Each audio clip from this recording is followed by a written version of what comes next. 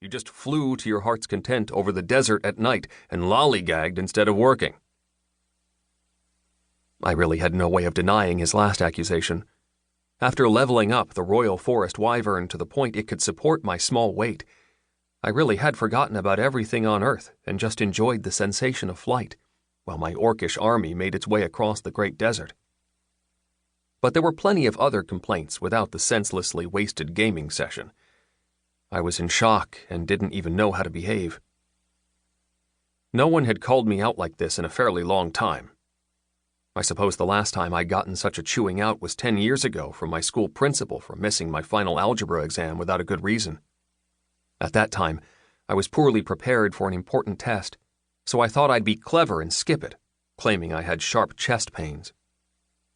I was only 10 at the time, and I naively supposed I would simply be allowed to go home, then take the test a day or two later, getting the questions from my classmates and finding the answers to them in the comfort of my own house. However, it all turned out wrong. My awkward attempt at faking illness was quickly uncovered by the ambulance workers, and instead of maximum points on the test, I got a call to an enraged school principal. But then, 10 years ago, I could have guessed that the school director wouldn't have anything good to say, and was morally prepared for his stream of sharp, enraged proclamations. Now, though, the new Special Projects Director for the Boundless Realm Corporation had caught me off guard with his fervent criticism. I didn't know how to act. I could either demonstrate submission and agree with him, or, on the other hand, tell the boorish man what I thought about treating subordinates that way, and sign my resignation right then and there. In the end, life did exist beyond the Boundless Realm Corporation. I'd find myself another job with leadership that treated me right. Also, the 500,000 credits I'd earned in the Great Hunt allowed me to have an optimistic outlook on the future and not worry too much about losing this job. But I still didn't rush such an irreversible decision. My boss had already said his fill, blown off steam, and was returning to normal. Some of the things he said were completely correct. What was more, I noticed that he looked tired, as if he hadn't gotten enough sleep. His excessive irritation was probably rooted in that.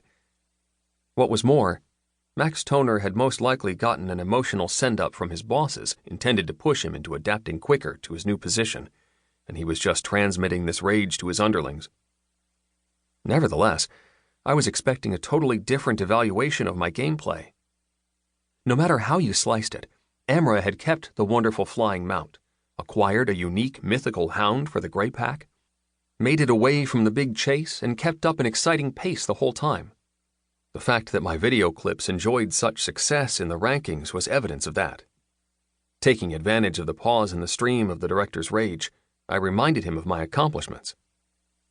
And yet, on that account, my boss had a totally different perspective. "Timothy, I don't see anything to your credit in this sudden spike in popularity. You got the unique forest wyvern from nothing more than one stroke of luck. I don't know all the details of what happened, but I've heard rumors that your much-vaunted quest was not entirely free of foul play, and that other directors of special projects were fired over some of the murky details. From there, you just rode the current.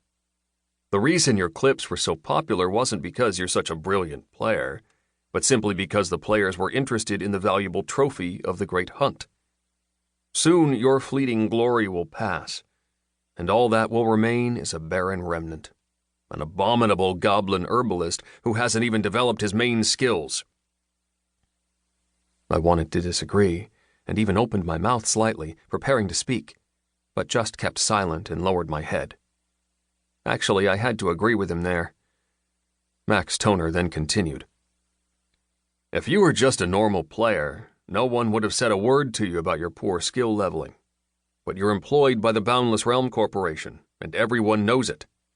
You must serve as an example for the others, show the advantages of playing as an herbalist, reveal the potential of that path, and then, at the very least, don't lag behind in your profession.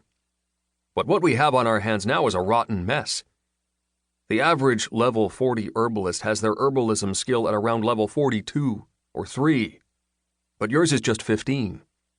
I'm not afraid to say that someone who works for a game developer should be ashamed of that. How much time do you need to correct the error?"